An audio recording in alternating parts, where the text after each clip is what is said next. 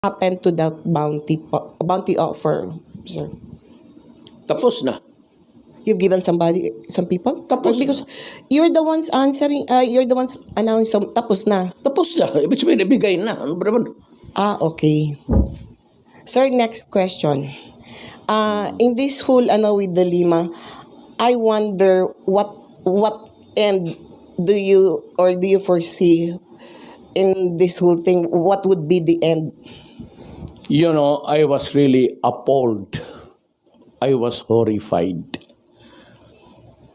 I was the favorite peeping boy as the number one violator of human rights because of the so many criminals killed.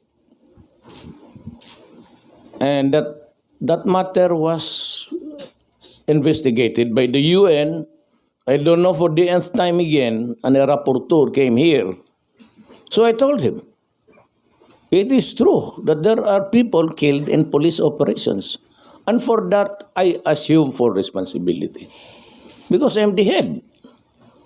Now, for those who are really killed in the drug war, in the rivalry to take up a prominent place somewhere there and there, do not include it. Especially about people being thrown inside a sack or a guy being wrapped with plastics. Why would we do that? What's the point of wasting our efforts?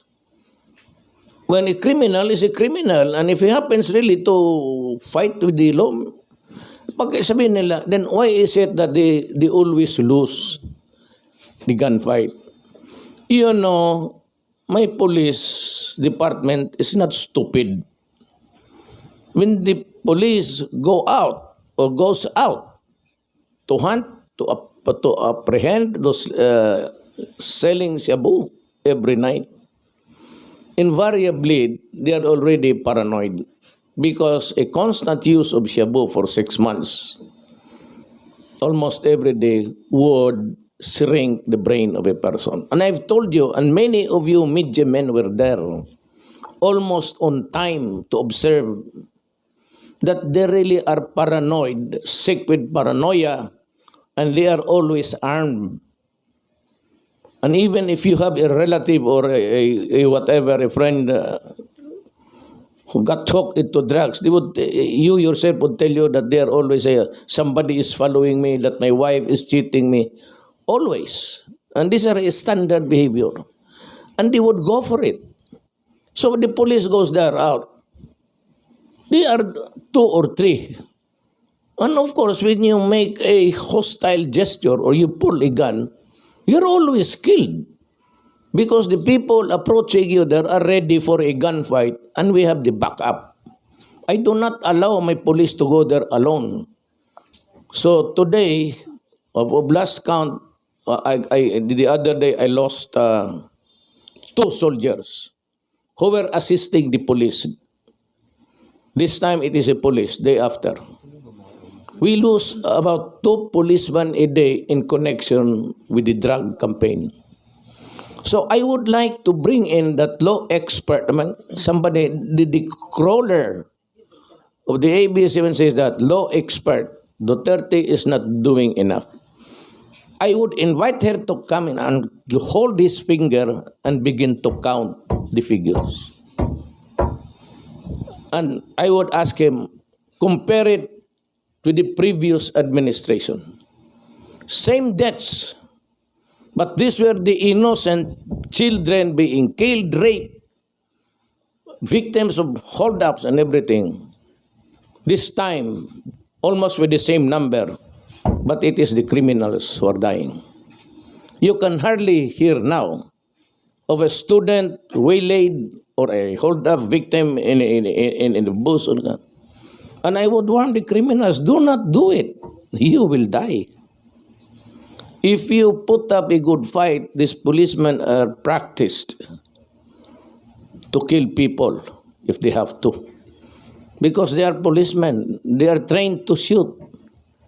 If you are just an ordinary, paranoid drug addict, it's better you'd be safe. That is the sad story. The Human Rights Commission, I don't know why, but they would insist in counting the dead criminals and never make a comparison of the dead victims, innocent people, law-abiding people being killed in the streets at the same time last year. So come here. You are complaining that there is no process. Okay, you guys, you're law expert of the United Nations. Come here. Come here and face me and make the accusations. And I will show you the statistics and I will hold your finger and teach you how to count. And if you cannot do that, be prepared to answer for my questions. And it will really be a sad story for both of us. You do not publish there with the NGOs about killing. You are publishing the side of the criminal. How about now publishing the side of government protecting people or preventing the killing of people, innocent victims? My job, ladies and gentlemen, and of the United Nations, my job as president is to protect the innocent, law-abiding citizens. I was never tasked by any law to protect the life of criminals. Why? 15 million plus or 16 million plus voted for me.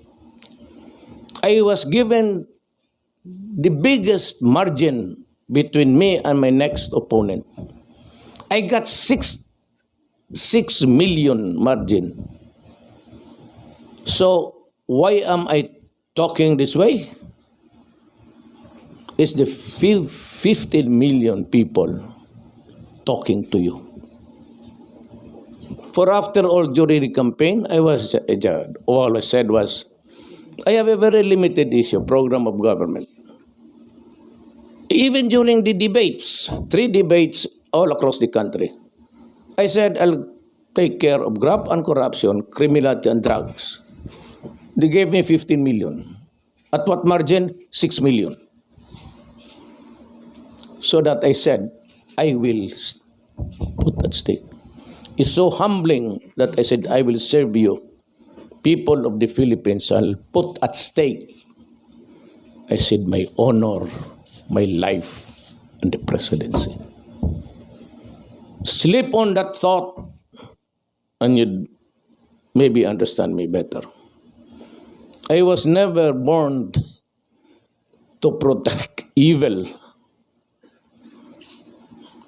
I was born in this universe to suppress evil.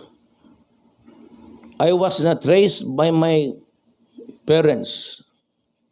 I did not go to Roman Catholic schools in Ateneo in San Beda and taught how to protect the evildoers. I grew up and taught by my parents to be on the side of fairness, to protect the good, and to take care of your country. I am now 71 years old. I am on my way to my sunset days. If I go to hell, I will bring all of these criminals with me. Just like what, may I repeat, it is a very, when I was a student of law, I copied this and wrote it just in first cover, then there's a clean page there. Then you have the title of the book and the author. And I copied it with the revised penal code. I copied it with my handwriting. I lost the book because there was a flood. I used to live but that was the only house that I can afford. I live beside the river. And all of you, You know it because you were there to cover that event. And I admire very much this man. Maybe next to my father, he's really my idol. And he said, if I were to try to read, much less answer all attacks made on me, this sharp presidency might as well be closed for any other business. I do the very best that I know how, the very best I can, and I mean to keep doing so until the end. If the end brings me out all right, what is said against me won't amount to anything. But if the end brings me out wrong, 10 angels of God swearing I was right would make no difference. I'd still be wrong. With that message, I'd say thank you for listening and I go home. Okay. Marami pa ba? Last two from Edith Caduaya, Rappler, and then Tricia Tirada of CNN after. Sir, clarification, Mayor. Will the vacancies at the LTO and LTFR be include the cabinet secretaries? Will there be vacuum of leadership? Look, I cannot go after each and every one of them. It would take, I said, if I will answer all the attacks made on me. If I go there every day, I would not have time to be president and sit there and make crucial decisions for the country. So, I will declare all the positions. There are the assistant. There's always a deputy or even the first clerk. They can take over until such time I decide whether I will dispose of you or not. But you do not. I gave you a warning, the Filipino people. Stop it. I promise the people, the 16 million, I will give you a clean government. It will be clean, and it would maybe along the way costs the employment of some who are really corrupt. If I go there once, twice, and still I hear about complaints, and if you are a presidential appointee, meaning to say, I appoint you, or you were appointed by the previous president, but the appointing authority has the power to appoint and the power to dismiss without any reason except that loss of confidence in your ability to deliver your mandate. Follow-up, sir. They're saying that there's a procedural problem and a systemic problem within the two agencies which cannot just be corrected, sir. It's a problem that's in the system and the structures, maybe the functioning or the aberration in the system or the flow of that work. I really won't mind. But if you are there to commit corruption day in, day out, please get out. Thank you. Okay, Tricia. Hi, sir. Good evening. Sir, you mentioned earlier about you monitoring some conversations made or calls made inside. No, I did not. I said I heard. Okay. We do not have that. We do not have that capacity. It was done by a friendly country, which I cannot reveal for the simple reason is that I just cannot reveal it. The wiretapping in this country is illegal, unlawful, and there is a penalty for that.